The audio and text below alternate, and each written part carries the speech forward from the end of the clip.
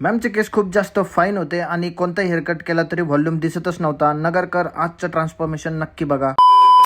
आज सर्वात पहिल्यांदा आष्टीवरनं एक मॅम आल्या होत्या सलूनमध्ये आणि त्यांनी काही दिवसापूर्वी बोटॉक्स ट्रीटमेंट केली होती आणि त्यांचं म्हणणं होतं की हेअरफॉल आता माझा वाढतोय. हेअरफॉल थांबवण्यासाठी आपण त्यांना हेअर स्पा सजेस्ट केला, जे की सिरीजमध्ये घ्यावा लागतो. एका हेअर स्पानी तर ते कव्हर नाही होणार आणि अँटी हेअरफॉलचे सिरम्स त्यामध्ये ऍड केले आणि प्रॉपर रूट्स तो पूर्ण लेंथ ऍप्लिकेशन करून घेतले. त्यानंतर भिंगारवरनं अभय आला होता, आपण त्याचा ब्रश फेड हेअर कट करून घेतला. त्यानंतर सँडी सर आले होते आणि त्यांना लो मेंटेनन्स हेअर कट पाहिजे होतं, तर त्यांना हाय फेड आपण हेअर कट केला. त्यानंतर सिद्धांत सरांचा आपण टेपर फेड हेअर कट केला, जो की लो मेंटेनन्स असेल. त्यानंतर प्रेमदान हडको मधनं शलाका मॅम आल्या होत्या आणि त्यांचे हेअर थोडे वेवी टू करले असल्याने त्यांना मॅनेज होत नव्हते, तर त्यांना फ्रीज आणि स्ट्रेट लुक हवा होता, फ्रीज कंट्रोल करायचा होता, तर आपण त्यांना नॅनोप्लास्टिक ट्रीटमेंट सजेस्ट केली. फायनल रिझल्ट तुम्ही बघू शकता, खूप जास्त स्मूथ सिल्की आणि शायनी लुक आला होता. मॅमला देखील खूप आवडली ट्रीटमेंट. त्यानंतर भिंगारवरनं शुभम सर आले होते आणि आपण त्यांचा मेड फेअर हेअर कट करून घेतला. हे कट तर खूपच छान झाला होता. शेवटी भिंगारवरनं एक ताई आली होती आणि तिचे हेअर्स खूप जास्त फाईन होते आणि तिचं म्हणणं होतं की कोणताही हेअर कट केला तरी व्हॉल्यूम दिसत नाही, तर आपण त्यांना ब्लंट हेअर कट सुचवला, जेणे की